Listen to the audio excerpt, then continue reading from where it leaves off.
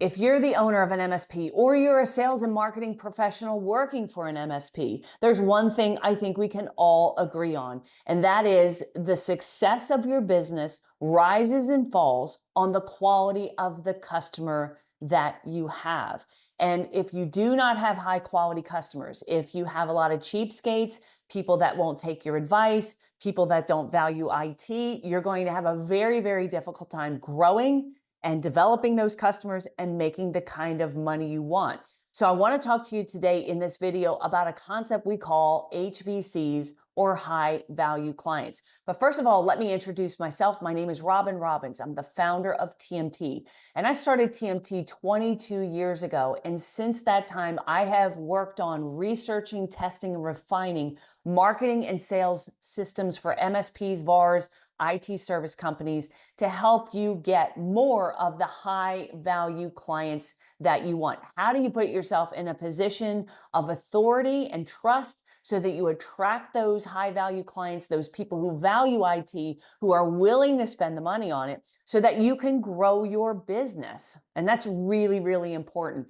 So today, again, in this video, what I want to talk to you about is the concept of a high value customer. And what I find with most MSPs when they start their business, like I did, is you do pretty much anything for a buck. You know, we call ourselves scrappy. When we're small business owners, we're scrappy, and that's meant in a positive way, right?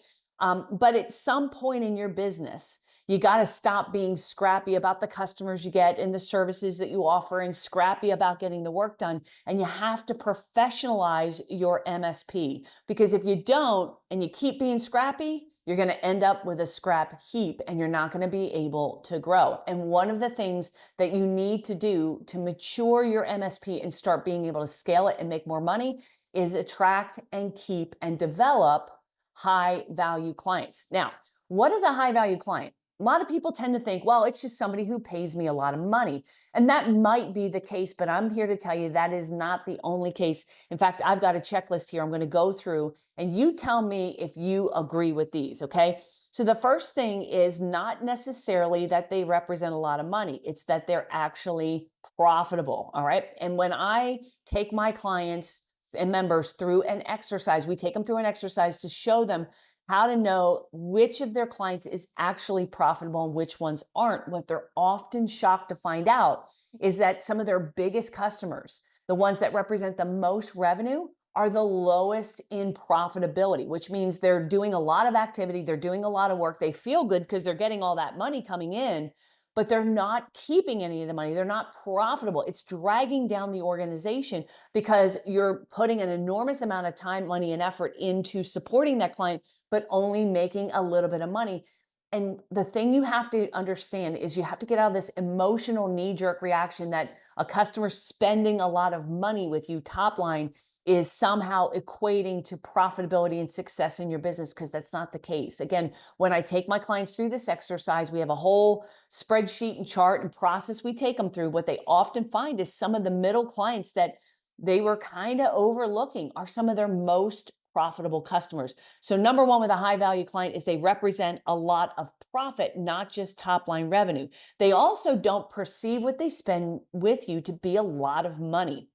And you know what I'm talking about here. You know the customers who come to you and they say, well, we're spending a lot of money with you, or this is costing a lot of money. And they're kind of grumpy about it. And you look at them and you think to yourself, dude, you're not spending that much money. I've got people spend way more than you, right? But to them, they think they're paying you a premium. And because of that, they're a pain in the ass. They're the ones that are noisy, they complain, they won't follow your advice. So another component part of a high value client is they don't really perceive what they spend with you as a lot of money. That doesn't mean they don't think what they spend with you is not valuable or that they don't want to get a good return for that. That's not the case. But they're not like spending this money and thinking that you should be showing up and with white gloves on and like logging them into their computer every morning and bringing them a cup of coffee. It's like they have sort of ridiculous expectations. All right. The other thing that makes them a high value client is they're growing. You want companies and businesses that grow, because as they grow and add employees and locations, they're going to have greater IT needs. Another factor in a high value client is that they're going to be fully integrated into your tech stack, and they're going to be within your sweet spot of what you can do. All right. So a lot of business owners, myself included, We have this shiny object syndrome, and it's even worse for those of you like me who are in sales. And it's like we see an opportunity, man, we jump on it like a whack-a-mole game, right? Pops up, man, we want it. But the problem is if you keep chasing every dollar, you're going to find out you spread yourself too thin. And sometimes you're taking on clients or offering services that really don't fit in your wheelhouse. They're more of a distraction than they are in alignment. You can't really scale it. And so every once in a while, you got to reevaluate that. So high value clients should fall right within your wheelhouse, right within what you're best at, right what you're most profitable and you can easiest deliver, because that's when you can scale and be more profitable. They also, high value clients should listen to your advice. They should pay on time, obviously. And if you want one bonus for a high value client, they're either a gateway to more clients, so they refer a lot, or they are just that they're a gateway to other additional clients. Because, for example, I have some MSPs in my community that are exclusively supporting CPAs. And CPAs are very, very good because they're very high referral. In other words, they're a gateway to a lot of other businesses who are outsourcing. They're outsourcing their finances, so they're probably outsourcing their support. So that's a quick checklist. And what you want to do in your business in order to really grow it, you got to evaluate at least every 6 months who are your high value clients, who are not, and then you've got to make decisions. So you want to make sure that the high value clients you have are being taken care of. You want to make sure that the middle 60, 70% of your clients, because usually high value clients are going to represent the top 10 to 20% Pareto distribution, right? Then you're going to have like the 60, 70% are the middle ones. And with good account management and proper leadership and education, you can develop them into higher value clients. And then you're going to run into the bottom 10, 20%, and you're either going to have to fire them, most likely you're going to have to fire them, or you're going to have to draw a line in the sand and say, look, Bubba, you got to pay us more, or you can't be a client around here. Said more elegantly than that, but you get the idea, all right? Now, another thing that I want to point out is all of these things that I am outlining to you about high value clients is outlined in a new special industry report that we just put together. It's hot off the presses. This is probably not even the cover we're going to use, but we're calling it the Election Year MSP Market Forecast.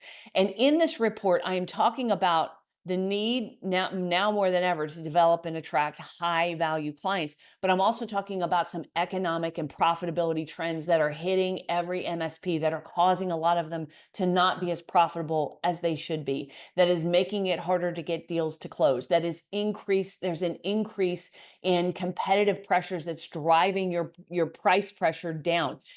Plus the economy, plus the election, plus some things we're seeing in digital advertising and marketing. And all of that is included in this free report. So right below the video, there's going to be a link. You want to click on that link and you want to make sure you download this free report, because it's going to give you some very interesting, dare I say, alarming trends that are going on. It might actually even make you feel better, because if you're seeing lead flow dry up and deals are taking longer to close and you're getting more price pushback, you're finally going to feel like, oh, okay, now I get it. Now I understand why.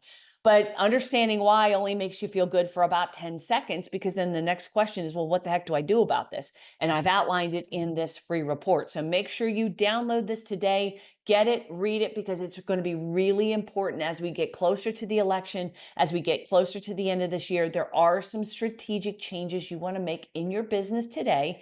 And I've outlined them in this report. So again, right below the video, click on that link, make sure you download it, and get after it, baby, because not everything is lost, but you definitely want to make some changes if you want to increase or continue to preserve your profit margins and new client acquisition.